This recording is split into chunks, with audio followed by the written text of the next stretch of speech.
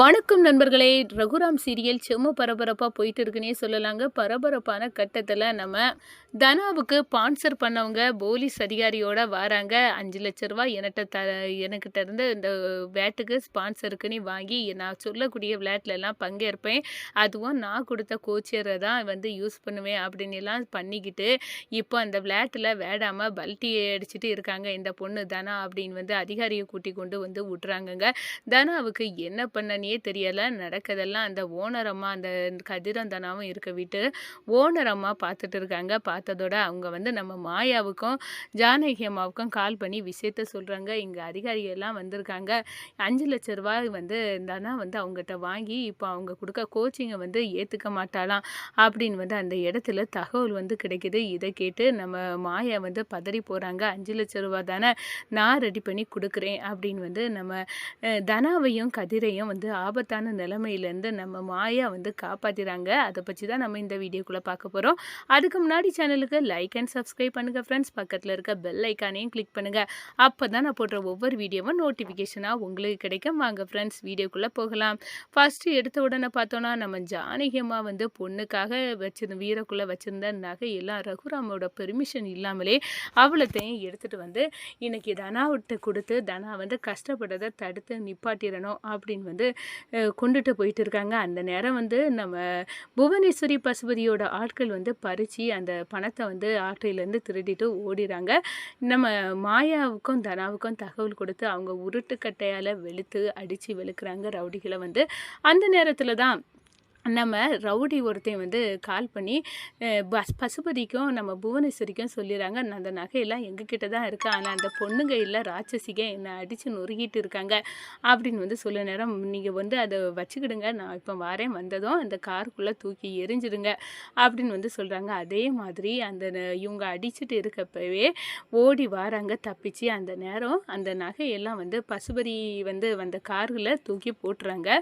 அதே நேரத்தில் பார்த்தோன்னா எங்கிட்ட அந்த நகை இல்லை, நாங்கள் அங்கேயே போட்டுட்டோம் அப்படின்னு அந்த இடத்துல சொல்லிக்கிட்டு எஸ்கேப் ஆகி ஓடிறாங்க.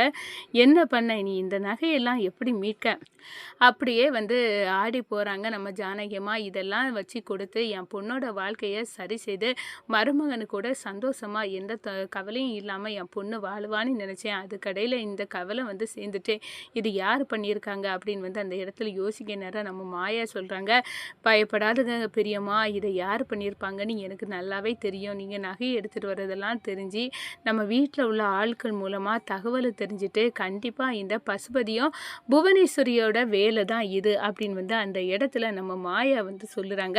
எப்படியாவது அவங்ககிட்ட நம்ம நகையை பெரியப்பாக்கு தெரியறதுக்கு முன்னாடி வாங்கிடணும் அப்படின்னு சொல்கிறாங்க.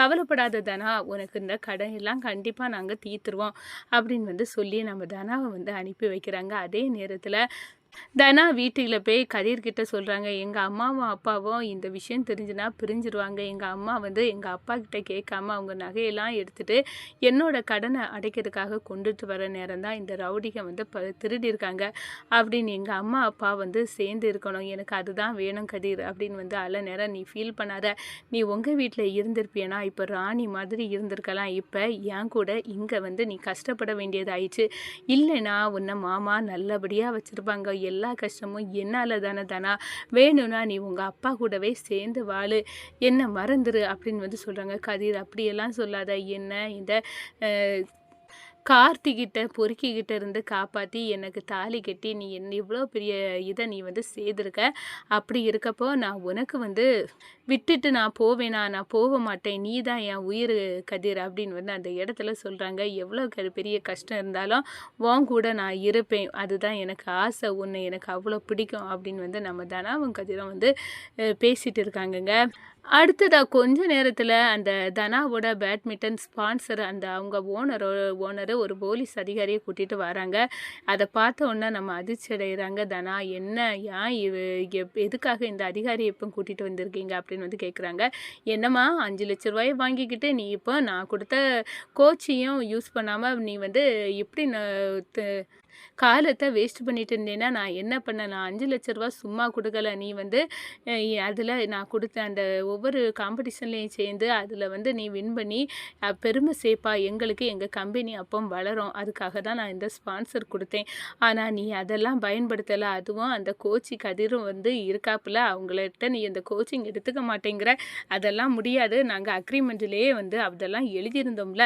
நீ சரியா படிக்காட்டினா நாங்க என்ன பண்ண முடியும்? அப்படின்னு வந்து கேட்கனால தான் நான் கலெக்டர் வந்து சொன்ன உடனே அந்த ஸ்பான்சரை நான் ஏத்துக்கிட்டேன். ஆனா எனக்கு 5,00,000 ரூவா தேவைப்பட்டது. அதனால வாங்கிட்டேன். ஆனா இந்த 5,00,000 ரூவாய நான் எப்படியாவது நாங்க திருப்பி குடுத்துறோம் அப்படின்னு வந்து சொல்றாங்க. நீங்க எப்போ குடுத்து நாங்க எப்போ வந்து அந்த நீ வேடாம இருப்ப. ஆனா அதெல்லாம் முடியாது அப்படின்னு வந்து அந்த இடத்துல சொல்ல நேரம். இன்னைக்கு தானே குடுத்து சொல்லியிருக்கீங்க. நாங்க 5,00,000 திடுதிப்புன்னு வந்து ரெடி பண்ண முடியுமா? அப்படின்னு வந்து நம்ம கதிர் கேட்பாப்புல. இல்ல உன் மனைவிக்கு எல்லா விஷயமும் தெரியும். அவ இப்ப அந்த கார்த்தி கோச்சர் கூட வரமாட்டேங்கிறா. இதெல்லாம் வந்து சரிப்படாது. 24 மணிக்கூர்ல எனக்கு நான் குடுத்த அந்த 5,00,000 ரூவா வேணும்.